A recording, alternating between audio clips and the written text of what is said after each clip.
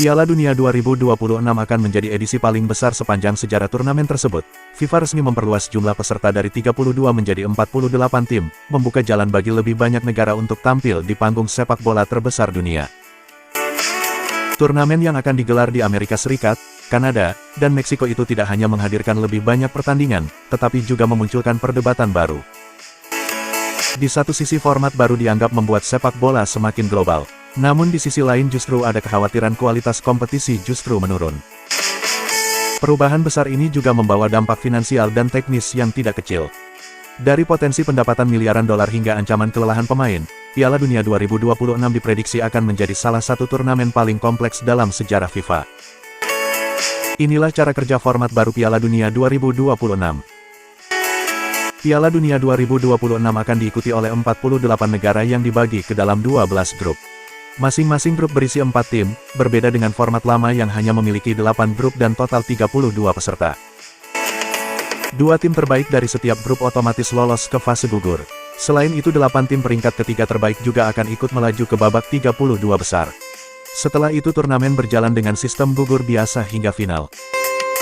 Dengan perubahan ini, jumlah pertandingan meningkat drastis dari 64 laga menjadi 104 pertandingan.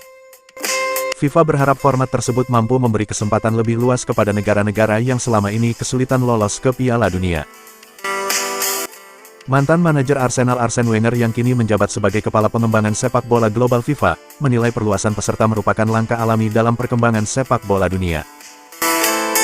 Menurut Wenger, jumlah negara yang ingin berpartisipasi terus bertambah sejak Piala Dunia pertama pada 1930. Ia menegaskan FIFA ingin membuat sepak bola benar-benar menjadi olahraga global yang bisa diakses lebih banyak negara. Ini adalah evolusi alami. Kami ingin membuat sepak bola menjadi global di seluruh dunia, kata Wenger dalam konferensi media pada Desember lalu. Wenger juga menilai angka 48 tim adalah jumlah yang tepat untuk format modern Piala Dunia. Hampir seperempat dari 211 anggota FIFA nantinya akan tampil di Piala Dunia 2026. Itu menjadi jumlah representasi terbesar sepanjang sejarah turnamen. Format baru membuka peluang bagi negara-negara yang sebelumnya hampir mustahil lolos ke putaran final. Beberapa negara bahkan dipastikan mencatat debut bersejarah di Piala Dunia 2026. Curaçao menjadi salah satu sorotan karena disebut sebagai negara terkecil yang pernah lolos ke Piala Dunia. Selain itu ada Cape Verde, Yordania, dan Uzbekistan yang juga berhasil menembus turnamen untuk pertama kalinya. FIFA menilai perluasan ini dapat membantu perkembangan sepak bola di negara-negara kecil. Contoh serupa sebelumnya terlihat pada Piala Dunia Wanita 2023 ketika sejumlah tim non-unggulan mampu membuat kejutan besar. Dalam turnamen tersebut tim seperti Jamaika, Afrika Selatan dan Maroko sukses melaju ke fase gugur untuk pertama kalinya. Sementara negara besar seperti Jerman, Brasil dan Kanada justru tersingkir lebih cepat dari perkiraan. Risiko pertandingan timpang dan kurang menarik. Di balik peluang yang lebih luas, format 48 tim juga memunculkan kritik. Salah satu kekhawatiran terbesar adalah munculnya terlalu banyak pertandingan tidak seimbang pada fase grup. Beberapa duel dianggap berpotensi berjalan tidak seimbang, seperti Curaçao melawan Jerman atau Cape Verde menghadapi Spanyol. Ada pula pertandingan Iran kontra Selandia Baru yang diprediksi memiliki perbedaan kualitas cukup jauh. Kondisi itu dikhawatirkan mengurangi tensi kompetitif yang selama ini menjadi daya tarik utama Piala Dunia.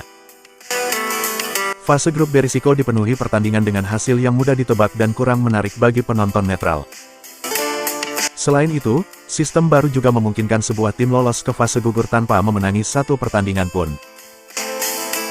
Situasi tersebut dianggap bisa mengubah dinamika kompetisi secara signifikan dibanding format lama.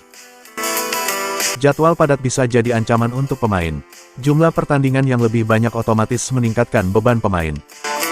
FIFA memang menyatakan total hari turnamen dan masa pelepasan pemain tetap serupa dengan edisi sebelumnya, tetapi masa pemulihan setelah kompetisi menjadi sorotan.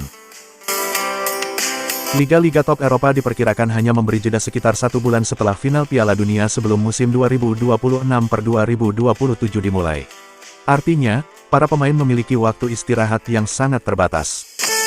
Laporan Football Denmark juga menyoroti risiko tambahan akibat banyaknya perjalanan jarak jauh, perbedaan zona waktu, dan kondisi cuaca berbeda di kota-kota tuan rumah.